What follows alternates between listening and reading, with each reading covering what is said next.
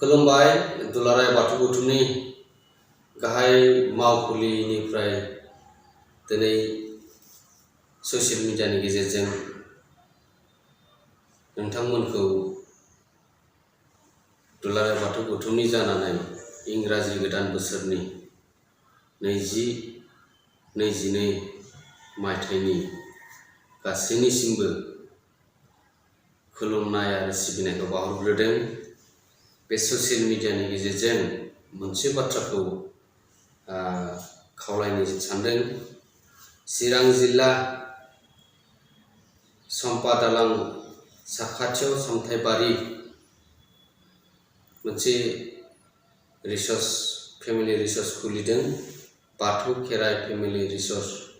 बे खुलिनायाव जोंहा बेवहाय गोबां बाथ्राखौ बुंनांगौ थाखाया, मानो होनब्ला जों बेयाव मोनसे बाथ्राखौसो नोजोर होदों आरो मोनसे जोङो नुदों जे दुलाराय बाथौ गौथुमनि बे गोथार धोरोमखौ जोङो गासैबो जों मान होयो आरो बर'नि गुबै गुदि धोरोम आरो बे धोरोमनि जोंनि बे बाथौनि एमब्लेमखौ लागायनानै जायफोरा बेनार पस्टारिं खालामदों आरो खालामनायखौ नुदों ससियेल मिडियानि गेजेरजों, आरो बिथांमोनखौ जों खावलायदों जायफोरा बाथौनि ल'ग'खौ होनानै बे पस्टारिं खालामनाय जादों, बेनिखायनो दुलाराय बाथौ गौथुमनिफ्राय बिथांमोनखौ गुरै खावलायहरदों।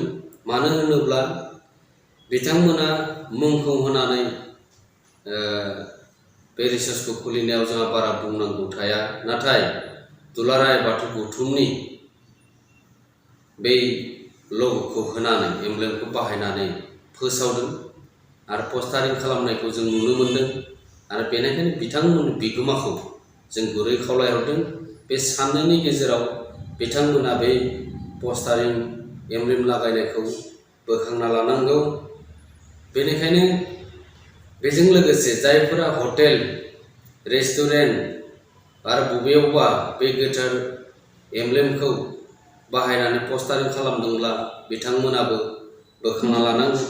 मानो होनब्ला बर'नि गुबै धोरोम बाथौ धोरोमखौ जों गासैबो मान होखायो आरो बेजों लोगोसे जोङो सोरबा सासे सानैया बेबायदि गोसो बायदियै बाहायनायखौ जों नुनो मोनदों आरो बेखौ जोङो थाबैनो बोखांनो थाखाय दुलाराय बाथौ गौथुमनिफ्राय खुथारै खावलायदों। बेनिखायनो जोङो बे